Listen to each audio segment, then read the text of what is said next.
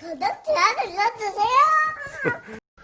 안녕하세요. 매주 계좌를 공개하는 방송 슈르의 평생투자 슈르입니다.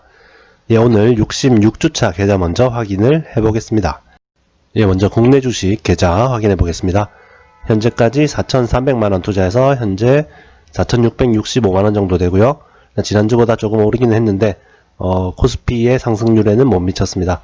일단 삼성전자가 좀 신고가를 뚫으면서 올라줬는데 이제 다른 주식들 좀 비중 큰 거 뭐 CJ4호나 사모개발 같은 게 좀 내리면서 그렇게 막 많이 오르지는 않았습니다. 사모개발은 이제 건설주, 이란 문제 때문에 건설주에 묶여가지고 내렸는데, 사모개발은 뭐 사실 그 이란 중동 쪽에 건설도 안 하는데 괜히 건설주로 묶여가지고 제법 좀 내려간 것 같습니다. 다음으로 해외 주식 계좌 확인해 보겠습니다. 해외 주식 계좌는 300만원 투자해서 현재 462만원 정도 되고요. 지난주보다는 조금 올랐네요. 미국 S&P 500 지수에 투자하는 VO는 수익률이 30%를 넘었습니다. 미국 주식은 정말 잘 나가네요.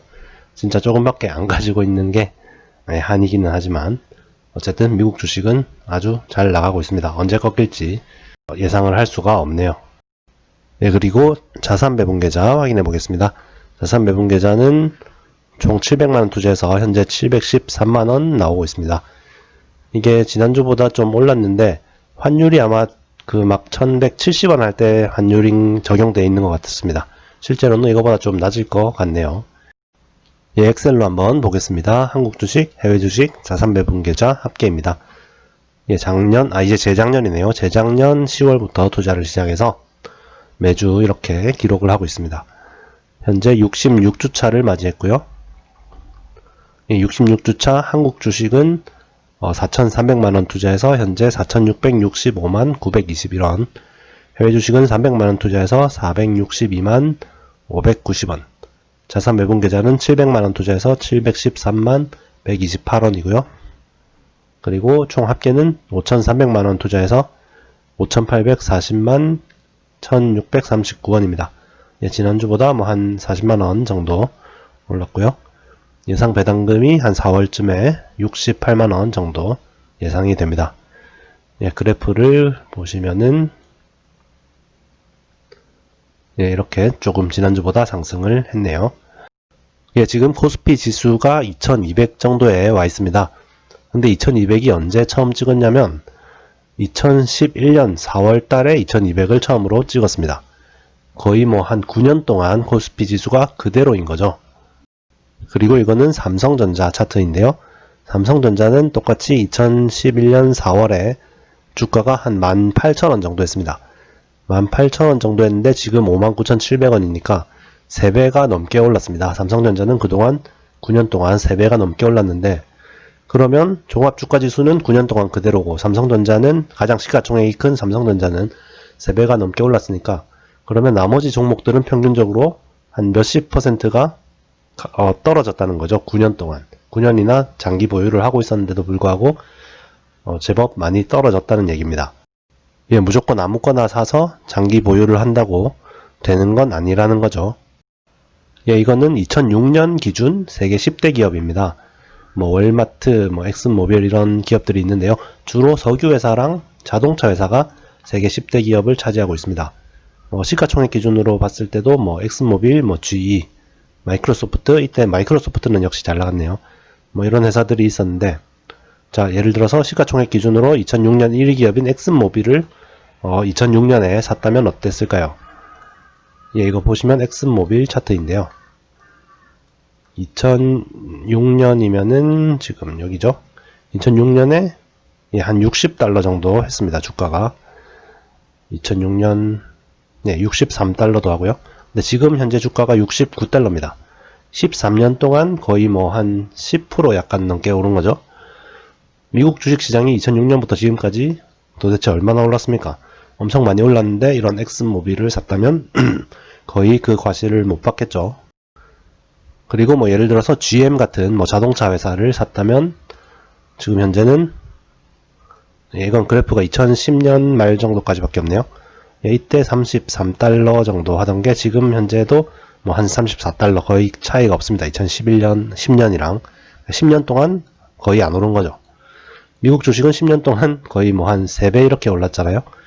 근데 GM은 거의 오르지를 않았습니다. 반면에 지금 잘 나가고 있는 뭐 아마존이나 구글, 뭐 페이스북, 넷플릭스 이런 회사들은 13년 전 2006년만 해도 뭐 하는 회사인지도 모르는 사람들이 많았습니다. 넷플릭스 아셨나요? 페이스북도 저는 전혀 몰랐습니다. 뭐 아마존도 미국 사람이나 알지 한국 사람은 거의 몰랐을 겁니다. 그런 회사들을 진짜 잘 찾아내서 장기 보유를 했다면 뭐 엄청나게 큰 돈을 벌었겠죠. 하지만 그런 회사를 보통 사람이 찾아내고 10년을 넘게 보유하기는 정말 어려운 일입니다. 뭐 국내에 이제 삼성전자 같은 경우도 20년 전부터 보유를 했으면 어마어마하게 많이 올랐을 겁니다. 돈을 많이 벌었겠죠. 하지만 이거는 뭐 결과론적인 얘기고 뭐 20년 사이에 뭐 없어진 기업이 수두룩하고 또 완전 망해서 주가가 많이 내려간 기업들도 많습니다. 제가 뭐 장기 보유를 하면 안 된다는 얘기를 드리는 거는 아니고요. 장기 보유를 기본적으로 생각을 해야 되는데 그러려면 일단 기업 분석을 철저히 해야 되겠죠. 여러 가지 데이터를 바탕으로 기업 분석을 철저히 하고 미래를 잘 그려보고 그렇게 신중하게 생각해서 매수를 한 다음에 일단 당연히 10년, 20년 가져갈 생각으로 매수를 해야 됩니다. 하지만 뭐 주변 상황이라는 건 언제든지 바뀔 수가 있기 때문에 뭐 무조건 내가 선택한 기업은 잘 될 거야 이러면서 버티지는 마시라는 얘기입니다. 언제든지 좀 내 판단이 틀렸거나 아니면 좀 주변 상황이 많이 바뀌었을 때 그리고 또 주가가 너무 많이 올랐을 때 그때는 충분히 의견을 바꾸거나 해서 장기 보유를 스탑하는 과감한 결정도 내려야 된다는 얘기입니다. 그런데 그 과감한 결정을 너무 사소한 이유로 내리면 안 되겠죠. 뭐 아주 약간의 악재가 있는데 도저히 안 되겠어 이건 내가 틀린 것 같아 이러면서 바꾸면 안 되고 또 뭐 주가가 내린다고 내 의견을 바꾸면 안 됩니다. 이 주가가 이렇게 뭐 30%씩 빠지는 걸 보니 내 의견이 틀렸나? 이러면서 또 내 의견을 바꿔서 팔아버리고 이런 식으로 하면 안 된다는 거죠. 충분히 근거가 있는 변경 사항이 있을 때 매도를 해야 된다는 겁니다. 워렌 버핏이 10년 동안 보유하지 않을 주식은 단 10분도 보유하지 말라고 했는데요. 그렇다고 무작정 10년을 보유하는 건 아닌 것 같습니다. 그런 10년 이상 보유할 각오로 주식을 잘 찾아서 매수를 해야 된다는 거지 뭐 무조건 10년 이상은 들고 가야 한다는 얘기는 아니니까요.